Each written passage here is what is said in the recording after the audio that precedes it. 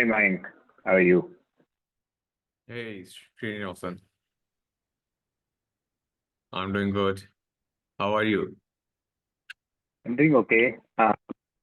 Not saying he is trying to get some fitness in his family, and then he's also has a couple of other commitments over the next 2 weeks. So he said he won't be joining until 3 weeks out. So it's probably just you and me for the competition, pretty much until he said he would be back on the 29th, which is I think not this week, not additional 2 weeks, and then the third week out. Okay. Um, so I had a couple of questions, so I don't know how much were you able to make any progress on this, or were you busy? No, not much. So one of the things Steve had mentioned that uh, was, if you recall, he said there's a notebook that Chris Diot had published, which used support vector regression and then a bunch of embeddings in order to kind of generate the result. And I kind of looked that up. So if you haven't looked that up, I think that's a pretty good notebook to check out because it kind of gives a flavor for yet another way to do it. He just basically trains. Let me see whether I can pull the notebook up and show that. Because I think that if you haven't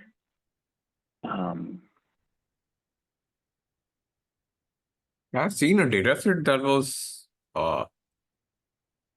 kind of like associated with Steve. I haven't seen a published notebook by him. no, not Steve, but I'm talking about Chris.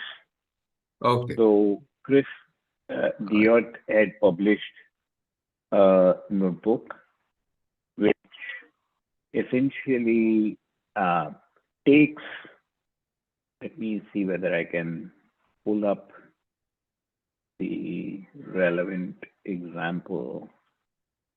I have a bunch of tabs open here, so let me first figure out the, okay, that's not it.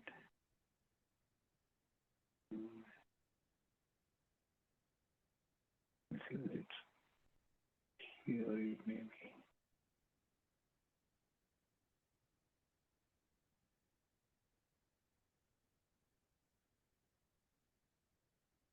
Here. Okay, let me share now that I have it.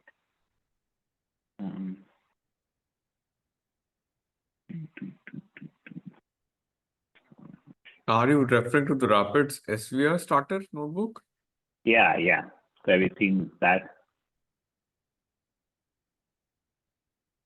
So that's a pretty good notebook to, also try out. I mean, it's not getting you the best score, but it's a different approach because you can then ensemble. So, and it uses the Rapids. But in order to use Rapids, he kind of has to downgrade pandas and then install appropriate version of Rapids. That's more a logistical issue. And then he kind of does a 15-fold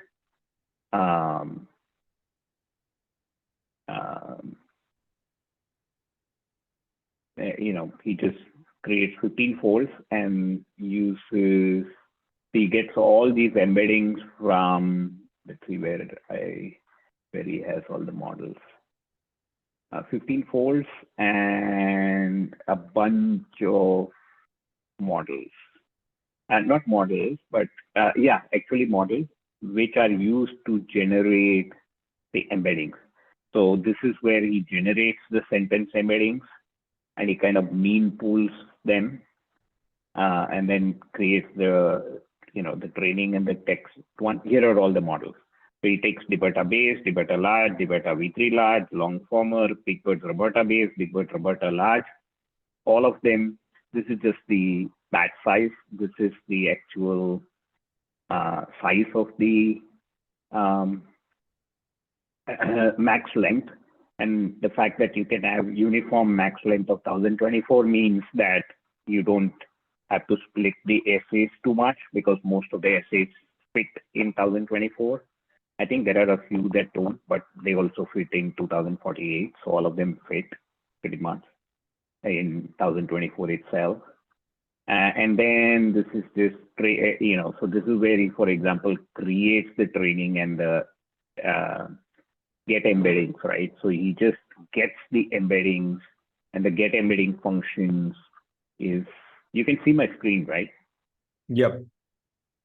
And the get embedding function is where he takes the model token and the tokenizer, and then using the embed data set, which I think this is get item, so he just gets the full text and then generates the token using the tokenizer, right? And then just creates the actual tokens and returns the token. So the embed data set returns tokens, and so he takes this and then loads it as, because the embedded data set returns the training tokens, and he doesn't shuffle it. Backloader takes all the tokens and creates the embed data loader training and embed data loader test, takes the appropriate model and just shoves them in, takes without gradient, he just kind of trains and creates sentence embeddings out of them.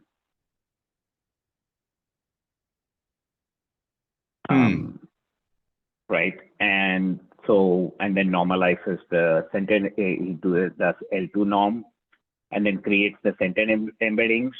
So for each model, sentence embeddings, and the sentence embedding is just the mean pool of the output of the model.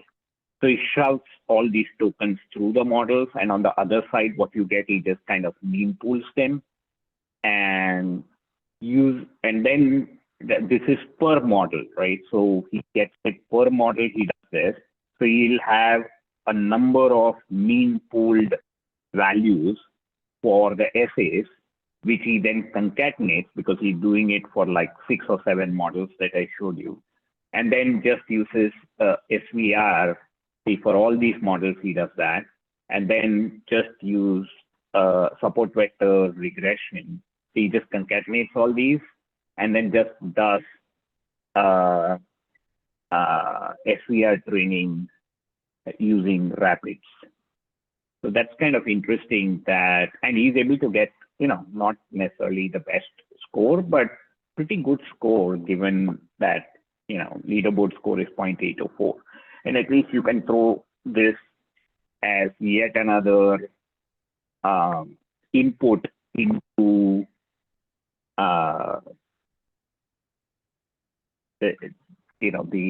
some of the gradient boosting techniques. They basically take as input the outputs of debutta models, right? So you could make this method yet another input into, you can take the results of this, and instead of actually scoring, as you train the rapids, using rapids, if you train this, then whatever you get, you can input that into the gradient boosting algorithm along with the traditional debutta training method, as well as, this individual features on characters method. So you can have a 3-way ensemble, if you will. I haven't tried that, but it's kind of, so this, and I don't know whether that gives better results, but this can be one of the constituent inputs. Now, I had a question for you though, whether you've encountered, so one of the things Steve mentioned was he was also implementing, not in as part of this SVR, but as part of traditional, let me see whether I can find out which, this traditional starter that, this one. So this is the traditional small starter that Chris Diot had, right? And in this, the one thing that Steve had mentioned was he was trying to do two additional things to this notebook. One is implementing because the number of essays in score category 1 or category 6, meaning scoring very poorly or at the very top, are small. He was implementing some kind of I don't want to call it normalization, some kind of equalization technique. I don't know what technique he was using, but so if you see, in this case, there are reasonable numbers, but still compared to the number of essays in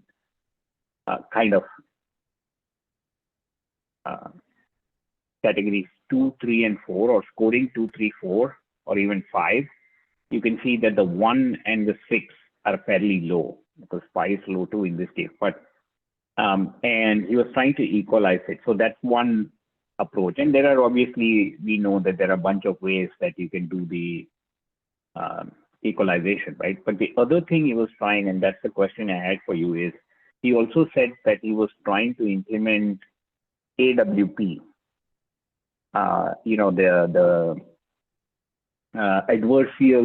adversarial weight perturbation that we have actually used in a couple of other notebooks in NLP. But I was just wondering, have you seen, and I was trying to think about how to implement AWP when we are actually using the trainer to train this, because here we are using the Hugging Face trainer, right, to train the model. I was just wondering, have you seen any notebooks where AWP is implemented in conjunction with the Hugging Face trainer? Or have you done it yourself anywhere? AWP with Hugging Face trainer? Yeah. Not that I recall of.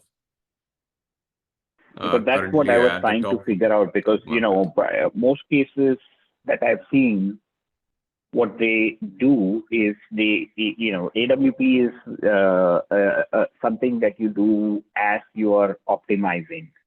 So you kind of shift the weights, perturb the weights for a few epochs during the optimization phase, and that gets you a more robust model, a model that's capable of better generalization. But in this case, we are not, because we are using the trainer, we are not kind of getting down to the level of an optimizer and stuff. All that is taken care of by the trainer itself. Because to the trainer, you just provide the tokenizer, the collator. If you have an eval data set, you provide that, you provide the training data set, and then you just provide the training args, right? And the training args are obviously the traditional, these things, right? Like what is the eval strategy, But I have not seen, or I don't know off the top of my head, how to insert AWP into the trainer. Because here is the scheduler, here is a traditional optimizer. Now you would need to play with these things. So I don't know whether the trainer has a way to incorporate AWP with it. And I haven't I mean, of course, I haven't done an exhaustive search yet. I just started on this path like late last week, but I was just wondering whether you know of a way to do this. I came across just now a Kaggle LLM competition fine-tune that with AWP notebook. I'm not too sure of which competition it represents because Yeah, there there are are no. some notebooks, but I don't know, maybe you can share and we can see whether that notebook has. But in all cases, or a couple of cases when I saw the notebooks, those notebooks actually are conducting the training themselves. In which case, I've Mhm. seen examples of how to incorporate AWP, which is, you know, where you get down into the details and you're kind of optimizing and scheduling yourself. So it's not like using the Hugging Face trainer. So what I'm more curious about is how um, to utilize. Yeah, see, so this would be a class, and then if you go down, they probably call the class during the optimization phase. Yeah, this is a AWP class. They have made a AWP class, the Right. initializer, But and then I don't know whether they show. Oh, here. Okay, maybe this is. so this is the custom trainer in which these three parameters, the Oh, AWP LR, the AWP yeah, because you EPS. need these two, right? And then you need this when you start applying the. Um, yeah, so this one does seem, but then it seems like it's a custom trainer, right? Yeah, this is a custom trainer in which they have used AWP here. AWP. Yeah, after they have kind of like they have called the model.train. Uh, After self-compute loss manager has been called, do grad scaling. If it's applicable, they do that. The Yeah, backward yeah, yeah. pass. Right. And yeah, Okay, so maybe accelerate. you can post this notebook on the Slack, Yeah, actual Slack thing, and then that way. But you know, I can at least see whether I can follow this to create. But you know, seems like there isn't a standard or a built-in way for incorporating AWP if you have to do a lot of this custom thing yourself. yeah, it's like they're trying to plug it in. Right, right. Uh, yeah, so I'm Okay. not too Well, sure at least I'll take a look. how, yeah, in the training process, I think so they call that same method, and the training isn't much Yeah, difficult. eventually this is the training arcs, right? Yeah. And that I was showing you earlier, and then Mhm. keep going down, see whether they call the, yeah, see this optimizer scheduler thing is kind of, because they have built a custom trainer, they are separately providing this, if you see, right? Mhm. And then calling the trainer, and yeah, the trainer is a custom trainer, which is what they use to train. So, okay, I can at least, you know, eliminate some of the stuff we don't need and then see whether I can munch this to implement AWP. That would be interesting. Okay, at least I can try that. Um, Yeah. the other question I had for you was, I don't know whether you use Colab and stuff, but you know, one of the challenges I was running into was, um, as like we discussed last week, I was trying to kind of expand the number of folds from 5-fold deburter to maybe 7 or 8 folds.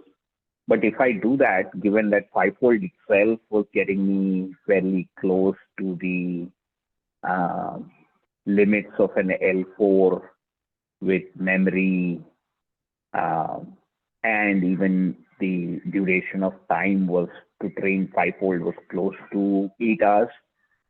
So if I do 7 folds, I'm sure it'll exceed the 9 hours that Colab allows you to do a run. So I was trying to use an A100, right? I mean, I have I've built up enough credits to where that shouldn't be a problem. Credits aren't a problem, but one of the uh, issues was that A100 is very seldom available unless I get up very early in the morning or stay up past midnight and try to log on. Then it gives me an A100 quickly. But the frustrating part about that is you can't run. You have to run Colab interactively, right? Like there's no batch Colab per se. So you have to be at the computer to do this, unless it gets into the training phase, which may take hours, and then you can walk away. But at least for that part. So I was just wondering whether there is anything that you have seen or read about that somehow pushes Colab to give you a A100. Have you seen anything like that at all? Like how to get an A100 on Colab? No, not that kind of a uh, uh, I don't think so. That kind of hack exists right now because it's based on the global or the region per region supply of those GPUs that they have. Yeah. So, by the way, that brings up an interesting question. Do you know also, is there a hack that you're aware of where you can switch regions? Like, I On mean, Colab? short of obviously using, yeah, like I would be obviously in the Pacific, coast of the US, right? But is there a way I can get into Europe region and try it on Colab? Do you know whether there is a hack like that? I mean, I haven't searched on the web for that, but I was just wondering whether you know that off the top of your head. I don't think so. I'm searching it on the web right now. But uh, Because there isn't any knob or switch or anything like that that I've seen which kind of allows you to pick the region on Colab. It just gives you, excuse me, based on, when you log in, you're just thrown into some region based, I guess, on your IP. Excuse me. okay. Yeah, But anyway, if you, there is a curl ipinfo.io method. It's not a method. I don't know if it's a file or something like that. So let me try to share my screen again.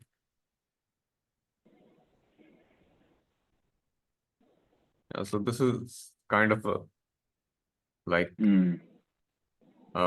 hack that it's create a new cell and run this, and it will give you the host name, the city, and the region that your Colab is associated with. but you can't Maybe, change it though, right? yeah. Let me open it up, open up a new Colab and try it.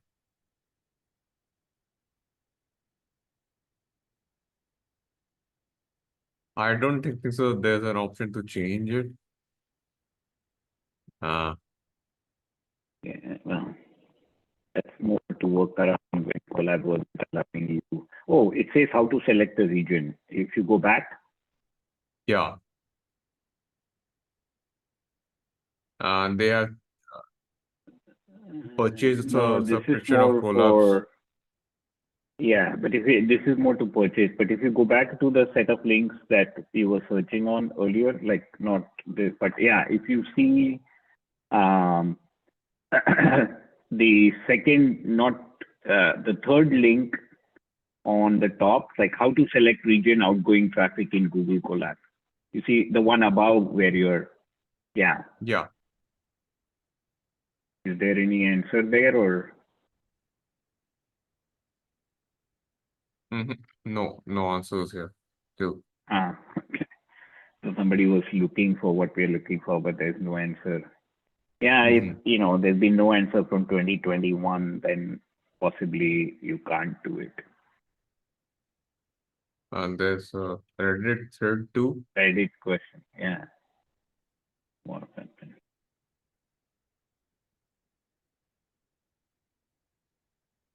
I don't think Yeah. so. Nobody. Okay.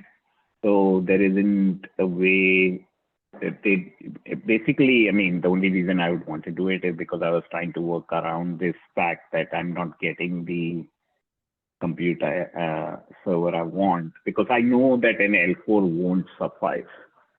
So, I mean, I need an A4. I wish they had a mechanism by which you could just say, hey, I'm willing to pay for it. So why not give it to me? I mean, it's very frustrating, but anyway, that's So life. now I'm connected to Washington, DC. That's the region I am connected to right now. But it just arbitrarily throws you there, right? Like you don't have a choice. Yeah, I don't think so. Even in India, we don't have a collab subscription as per in the rupee amount. So if we want, you have to pay it via the credit card to the US. That's I think so $10-12. I don't know exactly what's the price Yeah, right it's now. like $9.99. Yeah. Yeah, and it connects it there. So Yeah. Yeah. Okay. So it doesn't seem like there is a workaround or a hack to that. yeah, there Um, isn't a workaround. yeah, that's frustrating. I think so. So If you one change the other, countries, if you change the countries when you're trying to pay, uh, at that time, mm, uh, you can use that. So if you yeah, but I use a don't want countries, to, change it permanently either, right? So I don't want to fiddle with it and then it throws me into Europe and then I'm stuck there anyway. So hmm, yeah, that's not what I want. So that's okay. Um, the one other thing that I kind of spent some time on last week is also if you were asking about, the additional data set, and definitely there is and Steve pointed out, right? I forget what it's called, but the data set from which a larger data set from which the data set for this competition is taken. So somebody did some analysis of that data set and the current data set. And one of the interesting things that they have done is pointed out that you can actually identify the overlap in essays between the essays in that data set and essays in the current competition data set.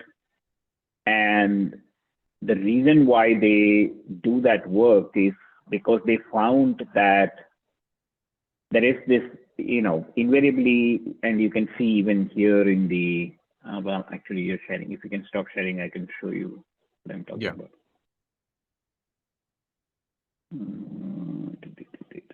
There. Is that one? Share. You can see my screen now. yep, So you see there is this gap, like 0.825 is what CV says, whereas the leaderboard just shows you 0.800. So there's like a 0.025 gap between the CV and the leaderboard. And one of the things that people have identified, and it's kind of pretty smart, I thought, although it's only relevant to this competition. Let me see whether I can find it.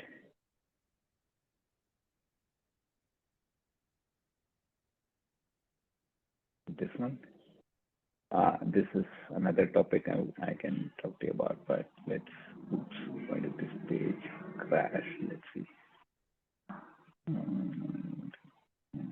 Scroll back to this and see whether it does it again. Discussion. Okay, this is where he says, having all the tokens, all the models of size, max length 1024 plus is a good thing.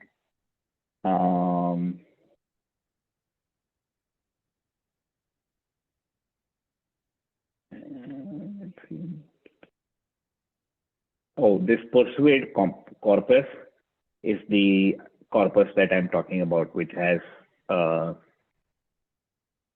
all of the essays from our current competition, our matches. And this is the one where he kind of checks that and finds out how many of them are overlapping and are common between the two. But the interesting thing is what they find is there is an overlap, and the Persuade corpus actually has topics as part of its data set. That is the topic of the essay. Okay.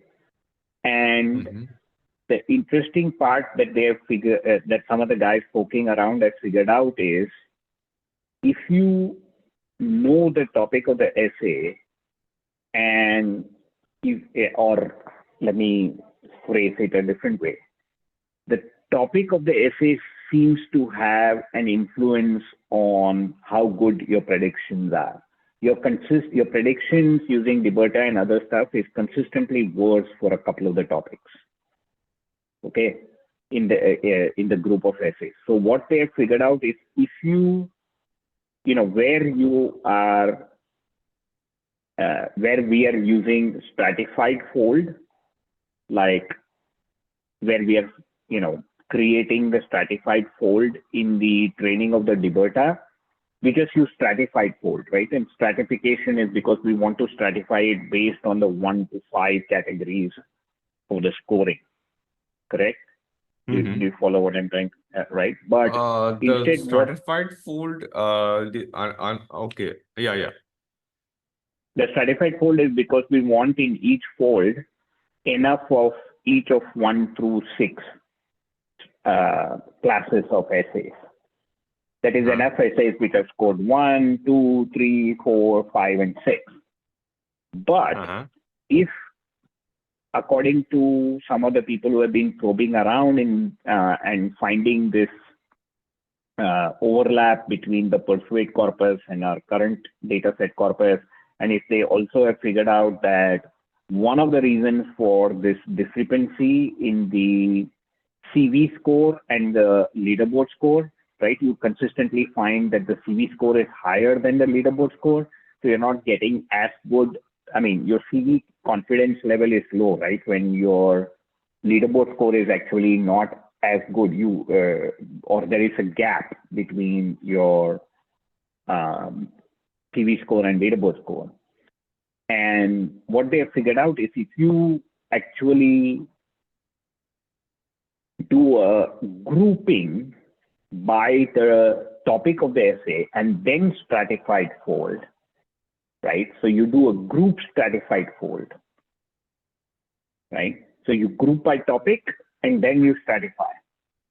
If you did that and put all the groups so you use certain groups, you ensure that the groups are also appropriately distributed, then that gap narrows.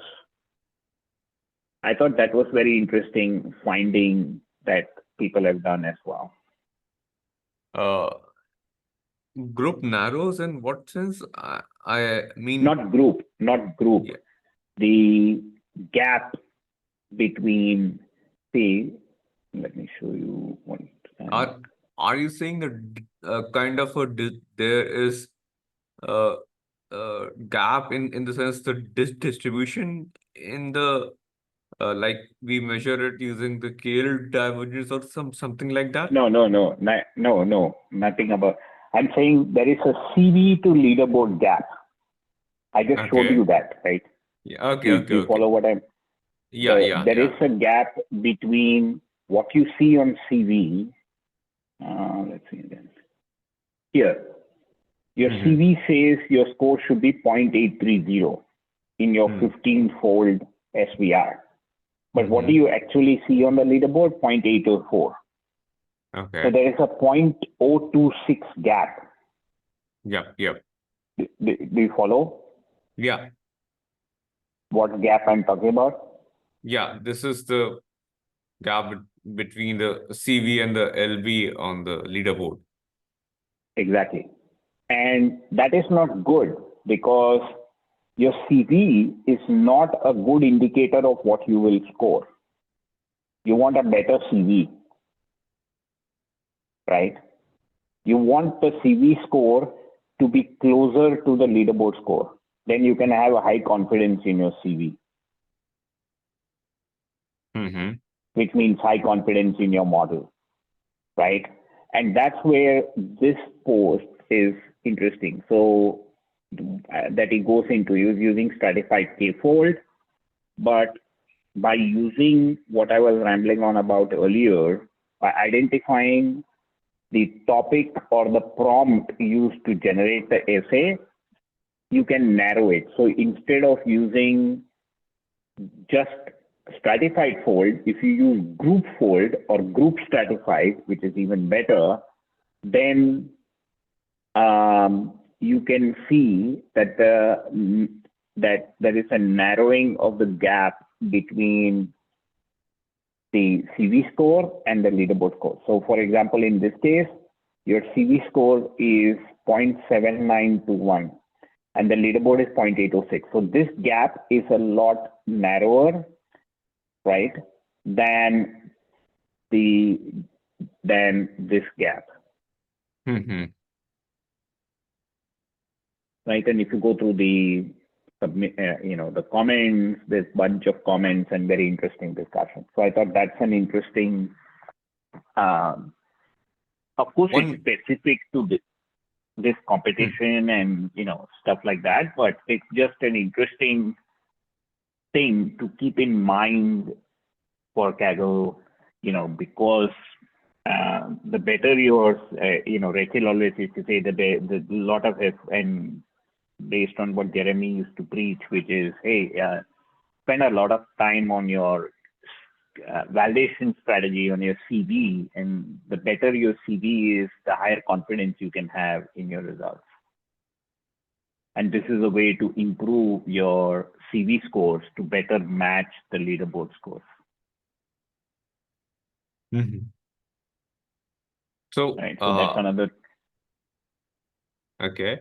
So are there any factors that determine how your CV score is like close to your LV score, or is it completely random, or have people No, figured but out that's certain where, patterns? they have figured out that one of the reasons that the CV score was poor, the gap was large, just to state it in simpler terms. One of the reasons for the large gap between CV and leaderboard in this competition is because of the way the CV was being done was through stratified folding, which meant that you would distribute the essays and make sure that you have enough in your training folds of each of the 6 categories, 1 through 6. But what you were not doing was ensuring that you had the good distribution of topics of the essays across your folds. And by doing group fold or even group stratified fold, that is by grouping by topic. So that they, by doing group fold, group K fold or group stratified K fold, you can do either. Then they found out that this gap narrows. Right. So it's kind of interesting to, of course, you can only do it in a Kaggle competition because, in the real world, there's no leaderboard that you can compare against. But nevertheless, it teaches you of, there's something in the data that could potentially help you kind of get better performance. At least in Kaggle, this works. right? So could you also go through some comments here too, so that you can get an idea of I can get an Yeah. So idea of. basically, here he just kind of, for example, saying this is what you would do is, you know, how you would implement based on this data point, what is likely the approach that the guy has implemented, which is to say, when you group it, what you do is you identify the 7 topics into which the persuade corpus. So in order to implement that, they've gone through some detail of how to implement and bring in the concept of topics. So he's just saying, you know, here's how you would do it. He's split it, call them this, then the folds will be these points. The persuade data points X is where the topics come in.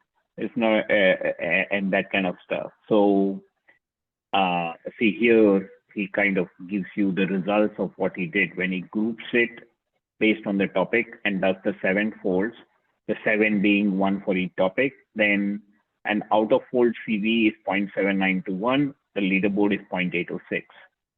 He does a group K fold of 5 fold, and the only difference being between 5 and 7, and his CV is like that. Obviously, you can see that this is a smaller gap than this, so a 7 fold is better than a 5 fold. And then a group K fold 5 folds.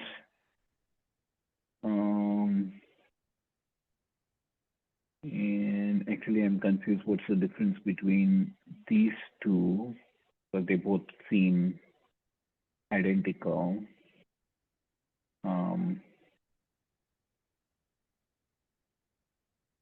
Yeah, I'm not clear what's the difference between experiment 2 and experiment 3, but definitely 7-fold is better. And then he just says Deberta V3 is what I've used. And this is, you know, the probing that I talked about to determine. The other thing that they were also worried about, if you follow the discussion, is, okay, we've identified that there are 7 prompts in the Persuade dataset from which our current competition dataset is extracted. But how do we know that the hidden test set only has those 7 prompts? Is it possible that the hidden test set has a bunch of other prompts? Because if that's the case, then again, our model would not perform so well. So people have been probing the output the test data set. And the conclusion is that there are no other prompts except the 7 prompts in the training data. And this is a description of how they conduct the probing and come to that conclusion. Okay, so they do it on the Persuade 2.0 dataset on a TF IDF light GBM based model. Yeah.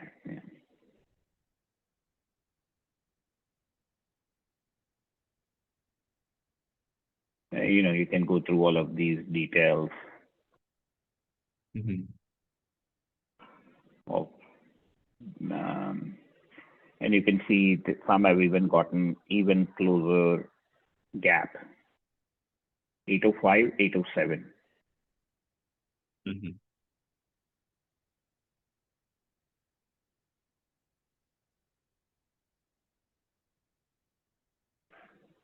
But how random is it? I mean to say, I think even Chris has written a comment here. So I mean, Yeah, so he's basically saying that this is a much better CV approach. And he's asking the same question: has anyone probed the leaderboard file does not contain topics that are in train? And the answer is yes. Oh, sorry. In this case, his question is slightly different. He's saying that the test does not contain, it actually contains only the 7 topics that are already in train. And you can go through this and figure out, so that's an interesting kind of learning or data point of how to close the gap between what you see on your CV and what you see in the leaderboard is taking this approach. The other thing which I thought was also fascinating, let's see whether I can find that one. That's not the one. Yeah, this one. So the other thing which is fascinating is, for example, in the regression,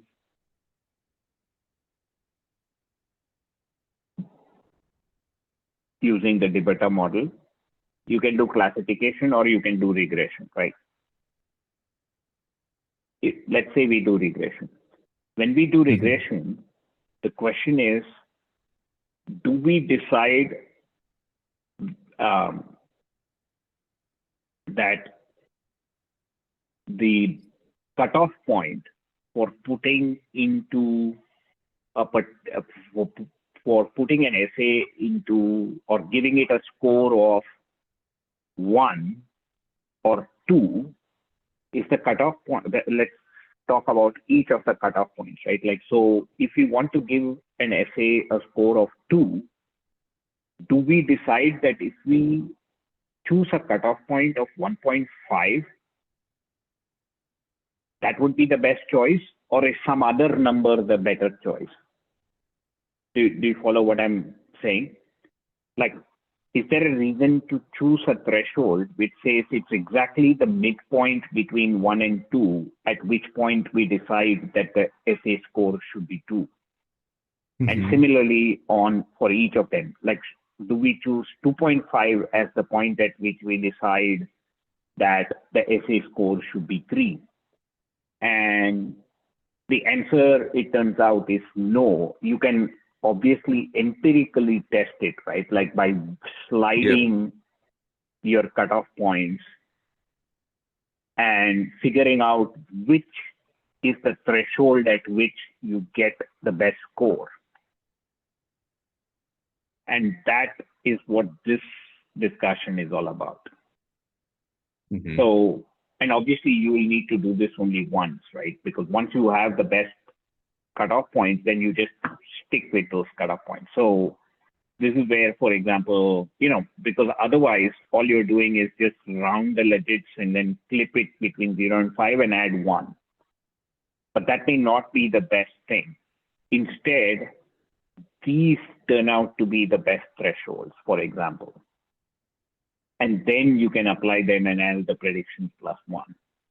And you can do the optimization for QWK with Optuna, like using and what this notebook does, basically. And again, there are some comments which talk about it, and kind of Chris also points out that using the thresholds is a great trick. And he published a starter notebook, so you can also see, how he uses it. Here is, I think it's the SVR notebook, yeah. So since we already have it, I won't bother. But here is the thing, right? You can see that his CV is 0.82, and he obviously still has the large gap because he hasn't applied the other technique that I talked about earlier. But you can see that the CV is 8.2 when he uses the rounding, which is this first thing that I mentioned. Just round and then clip and then add 1, right? But look at, he gets a better CV when he is using thresholding, and he also gets a much better leaderboard score.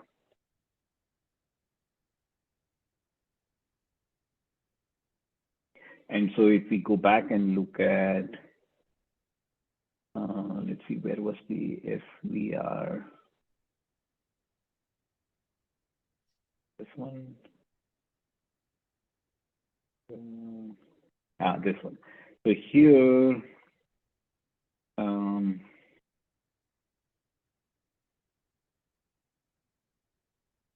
after doing all this,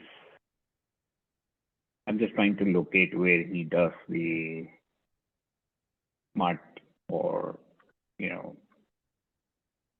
thresholding.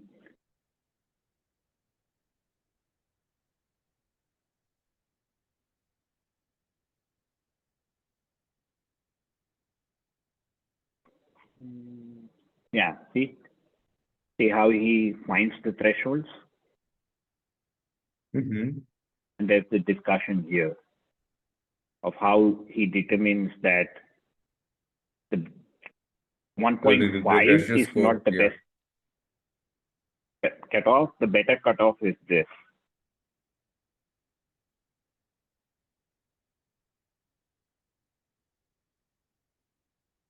I thought that was a very smart thing too.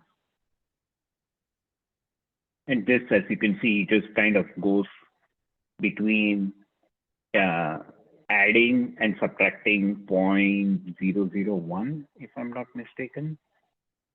Because, yeah.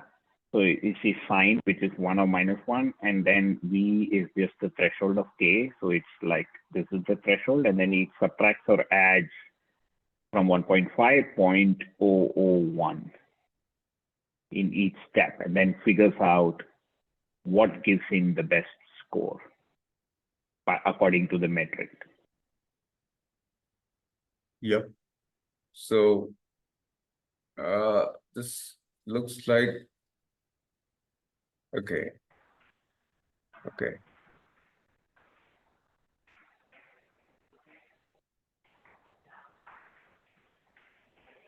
Right? This is independent of, the CV leaderboard score gap reducing. This is completely orthogonal to that. This is just a way to improve your score.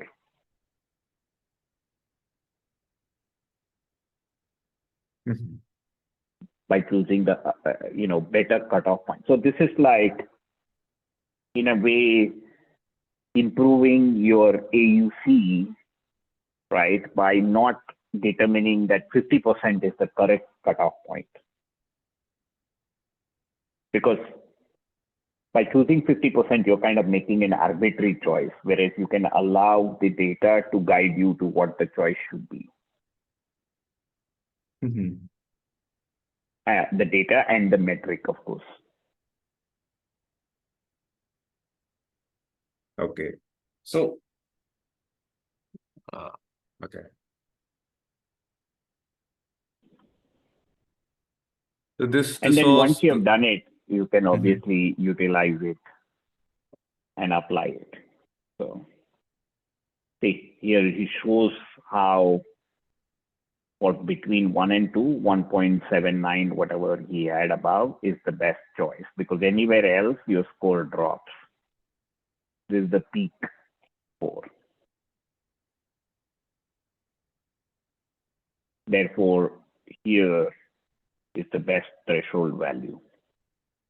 Of course, like I said, it depends on the metric. If you use a different metric, maybe the threshold would be different. Mhm.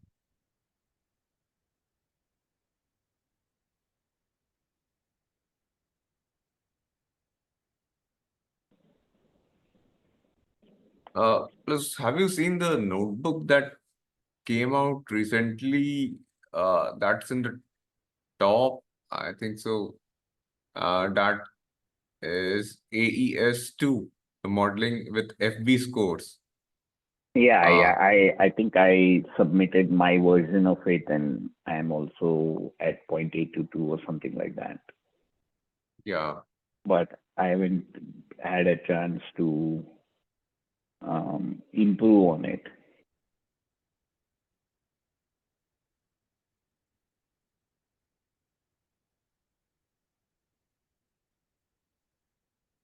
This one you're talking about, right? Yes. Yeah.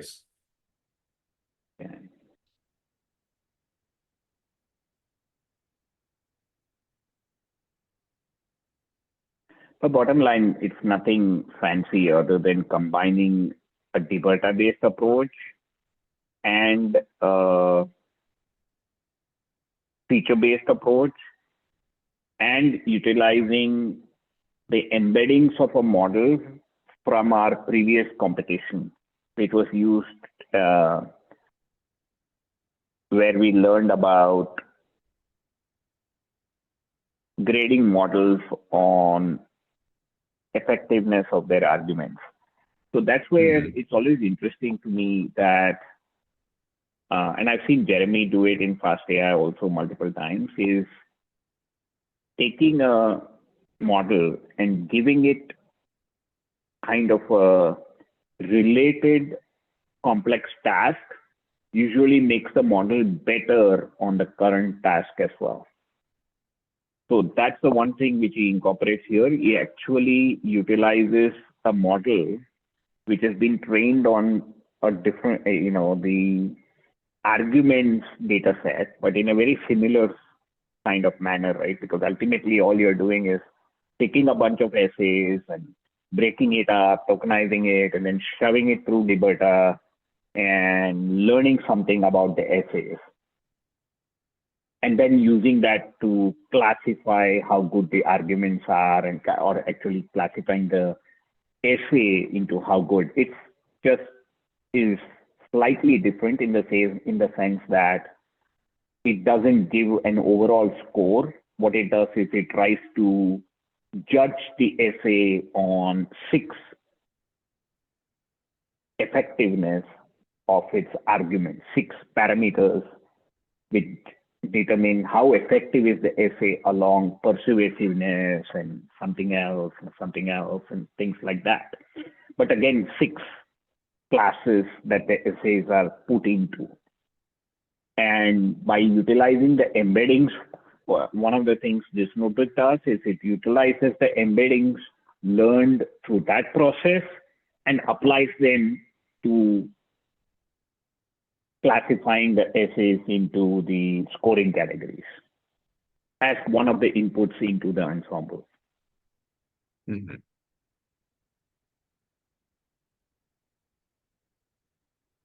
So that's what this FB scoring, I think, is.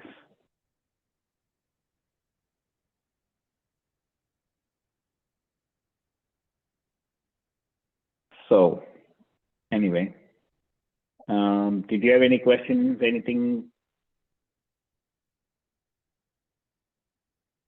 that you wanted to discuss?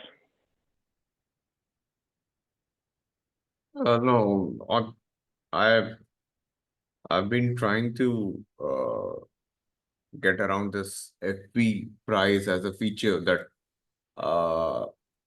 the process that you just explained, but it kind of clears it in some ways. I will still have to use the code to get to the run it and to understand it a bit, but yeah, this kind of makes. So in fact, I think Sam was talking about, hey, sharing the NLP. So I'm just going to use next week, maybe I'll just use Chris Diot's notebook to explain the basic concepts of what we are doing. Rather than get into all these details, it's more at the fundamental level how we're using the base data notebook and then the SVR notebook to say how we are using the embeddings to just do the prediction. Because this is way too detailed of, putting it and combining it and ensembling it. I mean, those are things that you do to get Kaggle scores, but the fundamental technique of how you are getting there is what is important. So anyway, I might spend 5 minutes on it next week.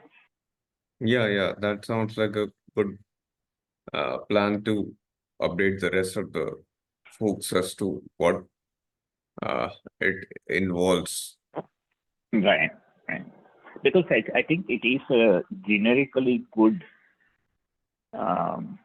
competition in the sense that it kind of, this utilizing embeddings to do different tasks, and the fact that there are 2 or 3 techniques. And oh, by the way, the other thing which I didn't have time this week to do, but I'll definitely spend some time on it next week and have some questions lined up for you, is the other thing that Chris has done, right? And trying to see whether I can find it quickly here. Give me a minute while I see whether I can quickly find it. If he has used a LLM model, and he has actually used an LLM to predict the results too. I don't know whether you've seen that or not. It's a lower score than what he gets using. By the way, this is the feedback prize competition, the old one.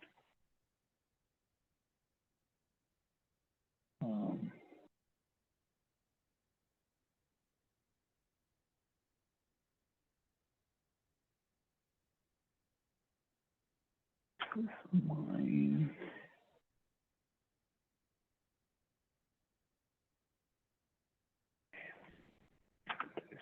Sometimes it just goes up.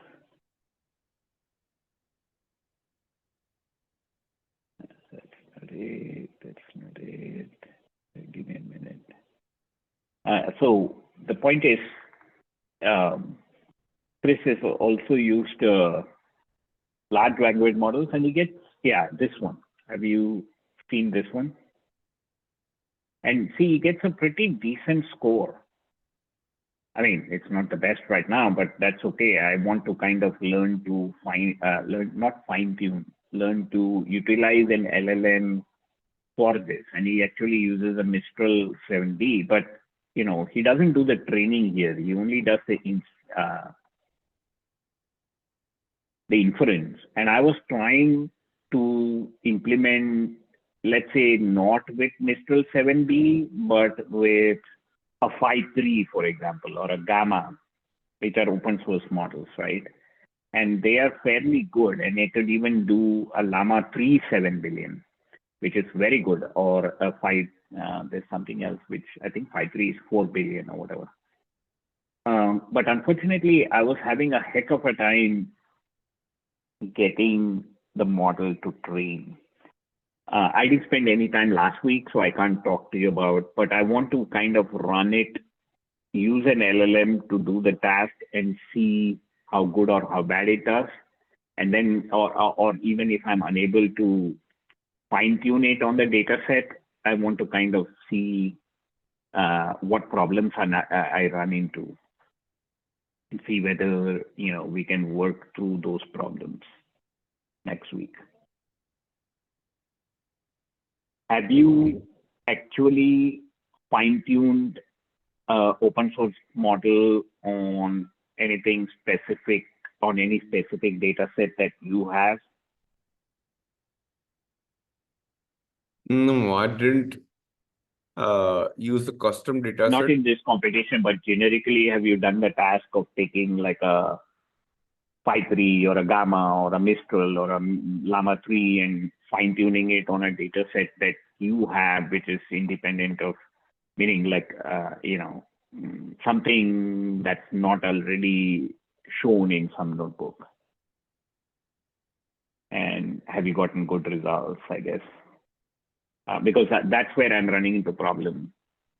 And that's the thing I wanted to kind of see whether, if you're interested, then we can spend some time next week on trying to get that working, if I'm not successful this week. The last time that we talked about this, I think so, I shared some notebooks that I came across that I have tried with Unsloth, with I tried with Unsloth too. Yeah, I tried with Unsloth too, and that ran into problems too. I tried with Unsloth, I tried with Qlora. It's not something to do with those techniques as much as it has to do with how I'm converting the data set and how I need to structure the data set to interface with the model that I'm using. Because each model has its way by its own slightly different structure that you have to morph the data set into, right? The current data set for training, for fine tuning, that is. And that's the part where I run into trouble, because if that doesn't work, then obviously, Flora, LoRa, Unsloth, all of them barf in different ways. But the problem isn't so much that they, obviously Unsloth, LoRa, all that works. It's how do you munge the current data set to get it into, when I say munge, I mean rearrange it in such a way that you can utilize it again with this FFTP trainer and so on. That's the hard part. So maybe, I don't want to waste time right now, because I'm not, I tried it and then I was gone for a couple of weeks. So I want to get close enough to it where I can point to the specific problems that I'm encountering. And unfortunately, in my opinion, Chris has not done the best job in how he sets up the pre-processing for utilizing the Mistral 7B model, because he kind of combines two things which I wish he hadn't combined. But I can talk more about that next week after I've had some time to kind of dive into the details.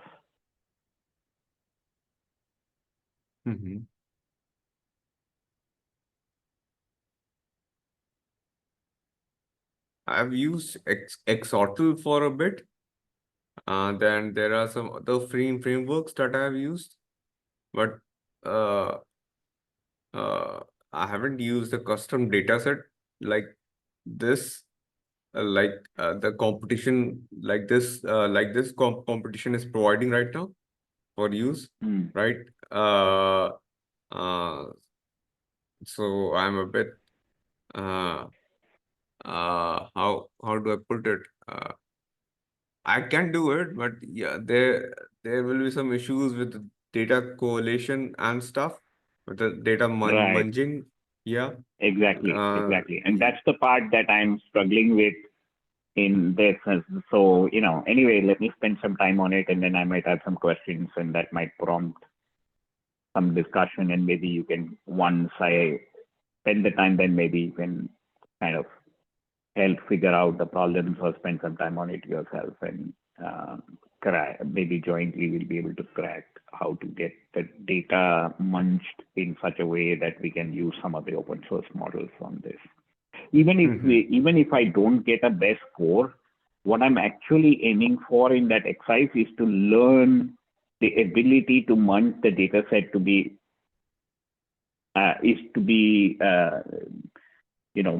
munch the data set so that we can fine tune those open source models. That's what I'm after. Because once you know how to do it for like an example data set, then maybe we can apply it in more data sets too.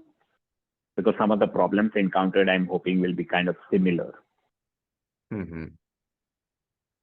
Yeah, that's and true. I want to We do will it have with a to bunch figure of it out. models, Yeah. right? Like Llama 3, 5.3, Gamma, because all of them can fit in Colab. So I have the compute part to do it. It's just that I'm running into problems in exactly what you said, munging the data set to be compliant somehow, quote unquote compliant, such that I can apply this FFTP trainer and so on and so forth to fine tune.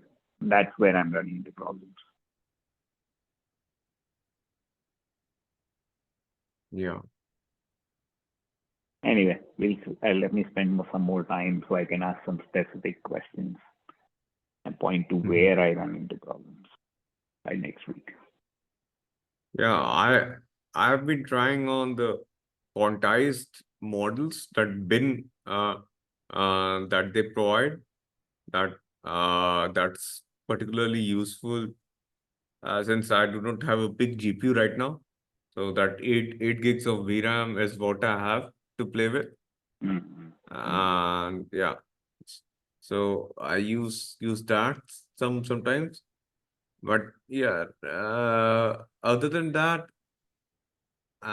it's I think uh, uh, as we have alluded to earlier, the issues that we will face are not too complex as per se, but it will require a bit of time.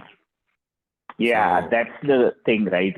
What frustrates me is a um, it's not a computing complexity or anything like that or algorithmic. It's just munging the data to get the dang thing in the way that the LLM requires, not LLM, but this trainers and the frameworks require it in order to be able to fine tune it. That's the challenge.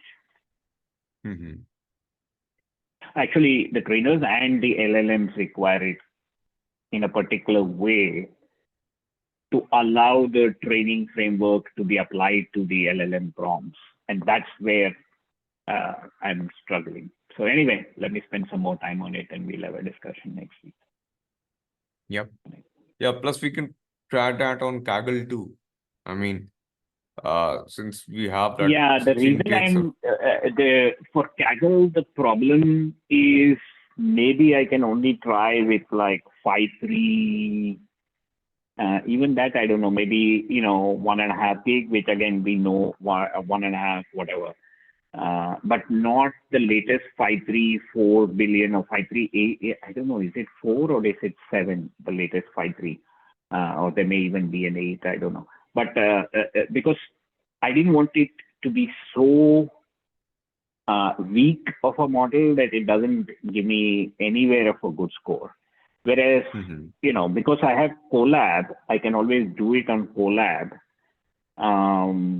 But you may be right in that it may be worth doing it on Kaggle with a very simple model, figuring out, like in a phi model, use a very simple phi model, or a gamma, use a very simple gamma model, because you have lots of, and once it works, because the problem you're solving is just getting the data munging, and that's going to be the same regardless.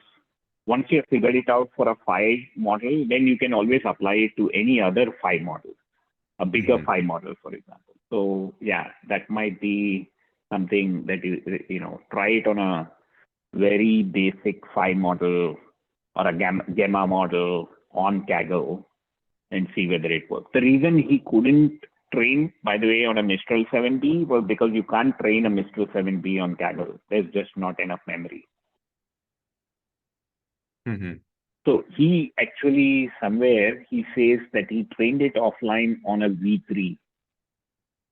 But obviously that, I don't know whether he does it on his, obviously he does it on his own, but yeah, where does he say that? Yeah.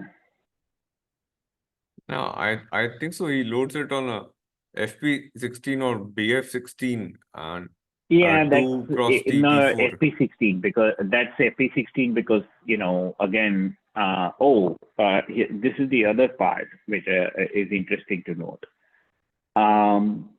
Any model that we train offline, even on Colab, I'm restricted to using an FP16, even if the underlying hardware supports BF16.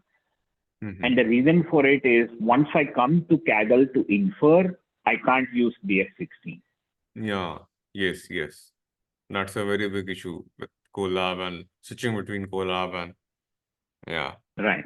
So I am restricted to only using FP16 on Colab, even if Colab itself can support BF16, because once I get the model on to Kaggle, I cannot use BF16 to infer.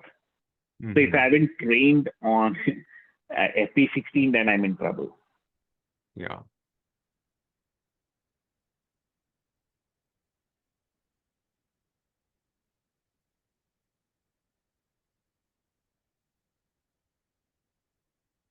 Anyway, okay, I'll spend some time on it and then figure out what we can, the specific questions and topics I have and stuff. Okay. Mhm. Okie dokie. So it'll just be the two of us the next couple of weeks at least. Okay. Plus, I think so. I will link a video. Uh, it's by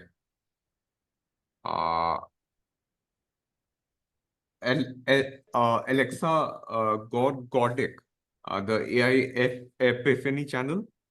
You might have heard of it. The what channel? The AI Epiphany. Epiphany.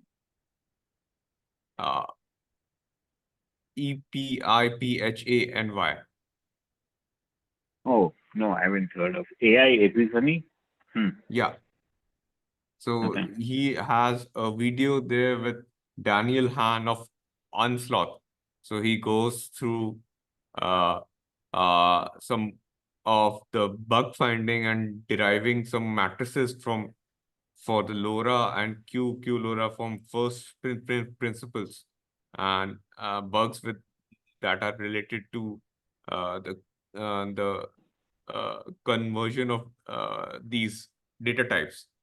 And in for the rope embeddings, you have to use floating point 32, and for the other part, you have to use BF16 or FP16. So it will be a kind of eye-opening of how things are currently being done in uh, uh, the industry right now with respect to finding the bugs in like the Gamma, the Mistral, the Llama, and what are they doing to fine tune them so that the process is smoother and you can get the maximum output of that fine tunes. So I see. Okay. Sounds good. Talk to you then next yep. week. Bye. Thanks for joining. Bye.